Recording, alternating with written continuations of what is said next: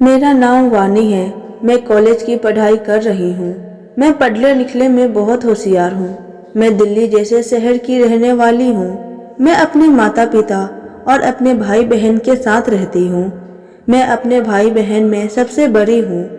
मैं बहुत ही चंचल स्वभाव की हूँ। सवाल करना तो मेरा स्वभाव है। हर चीज में मुझे इंटरेस्ट है। कोई भी चीज अगर मुझे अजीब लगती तो मैं उसके बारे में जानने के लिए बहुत इच्छुक रहती। मेरी जिंदगी बहुत ही अच्छे से चल रही है।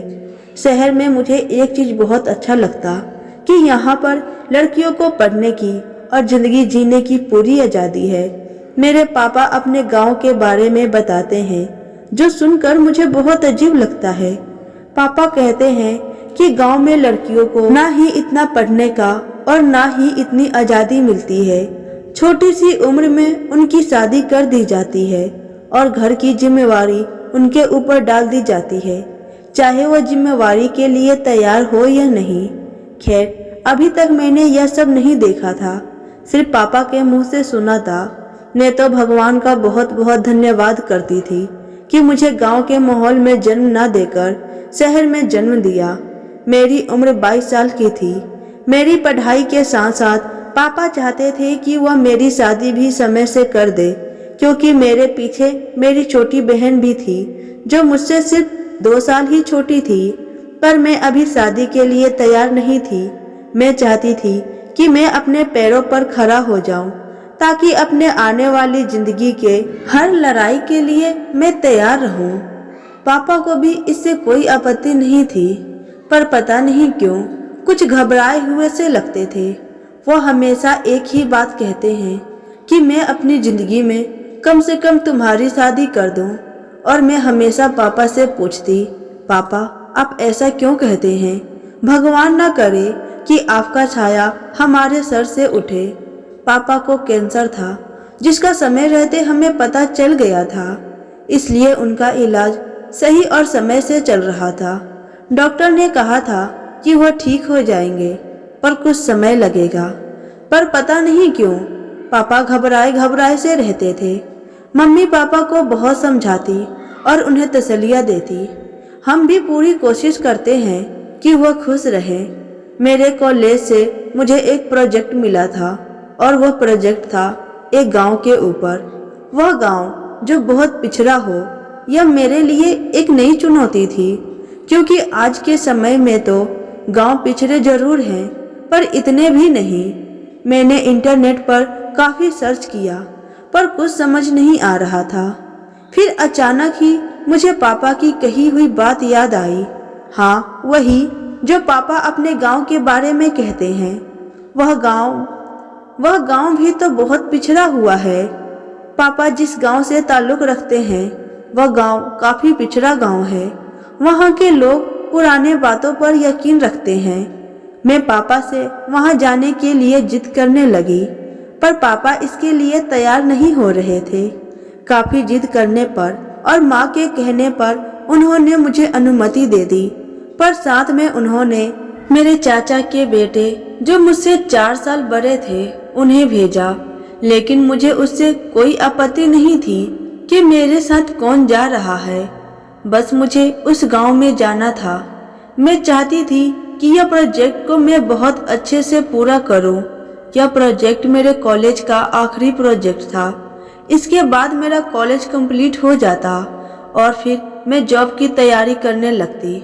मैं जैसे ही गांव की दहलीज के अंदर आई तो मेरी आंखें फटी की फटी रह गई, क्योंकि सच में यह गांव बहुत बिछड़ा हुआ था। यहाँ के लोग आज भी बैल और घोड़े वाली गाड़ी की सवारी करते थे। यहाँ पर ना ही किसी के पास कोई मोटरसाइकिल या कोई और चीज की सुविधा थी।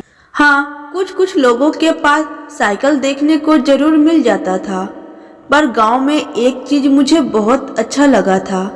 यहाँ की हरियाली, यहाँ की सुगंध एक अलग ही थी जो मन को मोह लेती थी। सबके घर छोटे छोटे थे और मिट्टी से बने हुए थे। छत तो था ही नहीं। छत था पर कुछ अजीब सा, जिस पर चढ़ा नहीं जा सकता था। बस वह छत बारिश का पानी ही रोकने लायक था।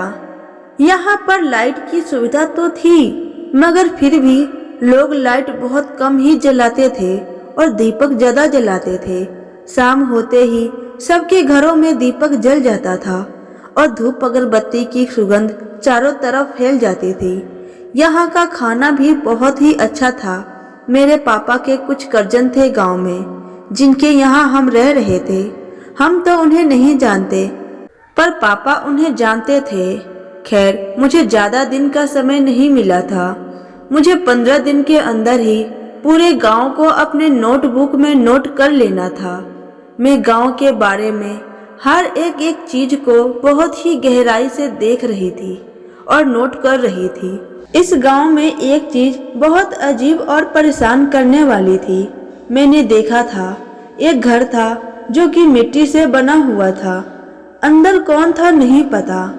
मात्र 2 से 3 घंटों के लिए उस घर का दरवाजा खुलता था और गांव की लेडीसें छुप छुप कर उनके घर में जाती और अपना चेहरा भी ढक कर जाती थी। जितनी भी औरतें उस घर में जाती थी, वह हाथ में कुछ छुपा कर ले जाती। एक दिन मुझे हल्का सा दिखा था। देखने में वह कुछ फिटकरी जैसा लग रहा था, पर मेरे समझ में नहीं आ रहा था कि वह औरतें इतने मात्रा में फिटकरी क्यों ले जा रही हैं, और वह भी सबसे छुपाकर, खासकर मर्दों से। जितने भी औरतें जाती थी, सबके हाथ में काफी मात्रा में फिटकरी होता था।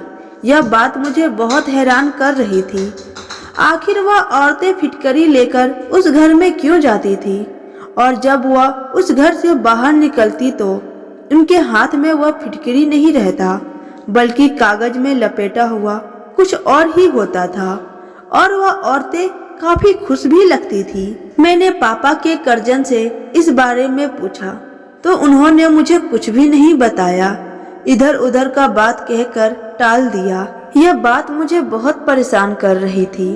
जाने से पहले मैं भी इस राज को जानना चाहती थी। एक दिन मैं भी बहुत सारा फिटकरी लेकर और अपना मुंह घूंघट से ढक कर अंदर दाखिल हुई।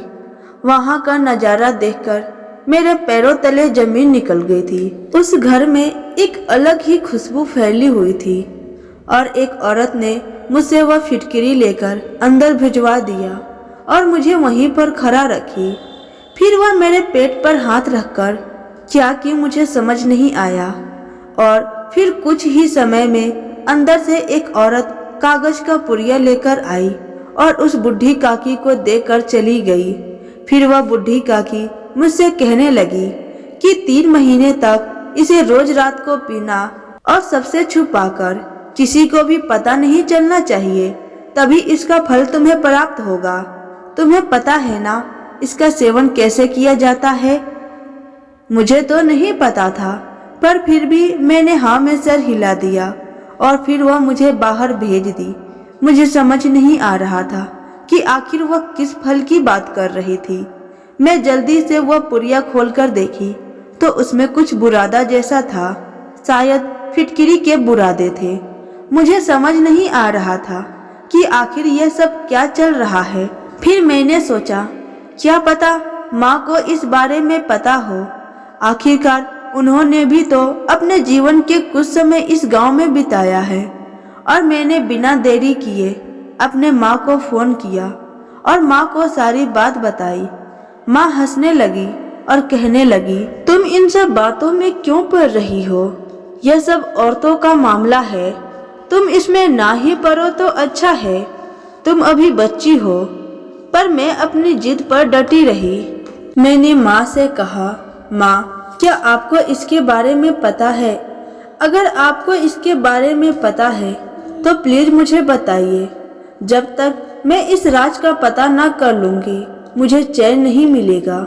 माँ ने कहा, ठीक है, मैं तुम्हें बता दूंगी, पर जब तुम यहाँ पर आओगी तब। मेरा प्रोजेक्ट भी पूरा हो गया था और फिर इस राज को भी मुझे जल्द ही जानना था।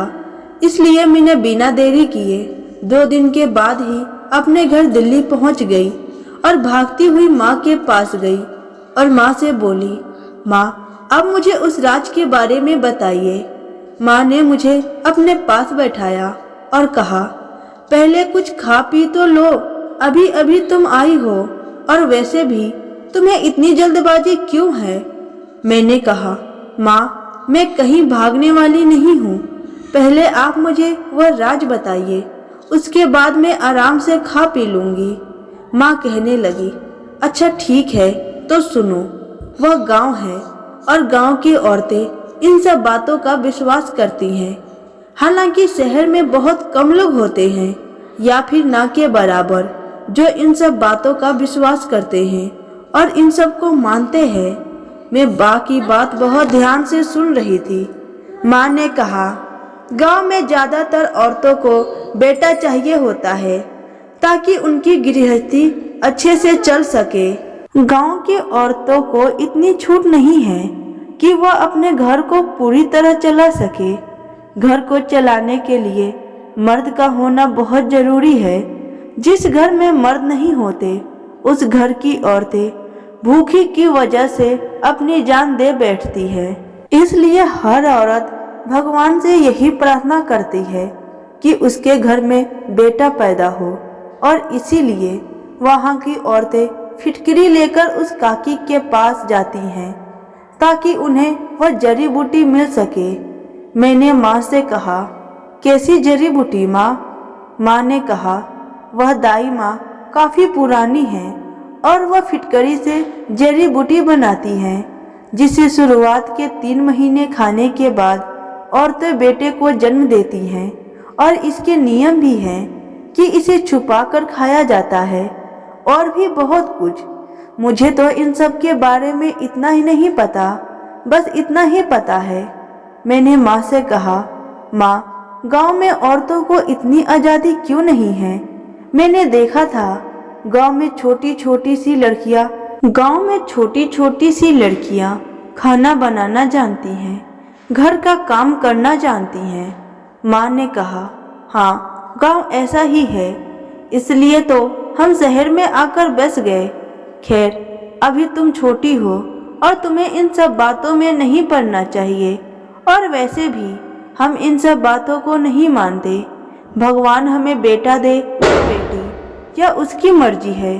और वैसे भी बेटा या बेटी कोई मायने नहीं रखता। भगवान हमें औलाद दे दे यह ज़्यादा मायने रखता है। अगर हम बेटा बेटी में फ़र्क ना करें और उन्हें अच्छे से पालें तो उनमें कोई कमी नहीं होगी। पर गांव के लोग यह नहीं समझते। चलो, तुम भी अब इन सब बातों को भूल जाओ और अपनी जिंदगी पर ध्यान दो। माँ ने प्यार से मेरे माथे पर चूमा और फिर मेरे लिए खाना लेने चली गई। पर मेरे दिमाग में अभी भी यही चल रहा था, क्या सच में गांव के लोग ऐसे होते हैं जो अंधविश्वास पर इतना भरोसा करते हैं? खैर, काफी देर सोच विचार करने के बाद मैंने उस बात को अपने दिमाग से निकाल दिया और अपने आने वाली जिंदगी के तरफ फोकस किया। पर दोस्तों, आपको क्या लगता है, क्या बेटा और बेटी में फर्क करना सही है? क्या बेटियों को आजादी ना देना सही है? क्या बेटा और बेटी एक समान नहीं हो सकते? आप अपनी राय जरूर बताएं। मेरा मानना है कि अगर बेटा और बेटी में फर्क ना किया जाए और बेटियों को काबिल बनाने के लिए उनकी जिम्मेवारी का एहसास दिलाया जाए और उनका साथ जिया जाए, जैसे एक बेटे के सपोर्ट में उसका पूरा परिवार हमेशा साथ रहता है, वैसे ही अगर बेटी के सपोर्ट में भी उसका परिवार हमेशा उसका साथ रहेगा तो बेटी भी बहुत कुछ कर सकती है, और शायद बेटे से भी बढ़कर। तो दोस्तों, उम्मीद करती हूँ आज की कहानी आपको अच्छी लगी होगी। वीडियो पसंद आई तो वीडियो को लाइक करें, कमेंट करें और शेयर करें। चैनल को सब्सक्राइब करना ना भूलें। तो मिलते हैं एक और नई कहानी के साथ। वीडियो को पूरा देखने के लिए आपका बहुत बहुत धन्यवाद।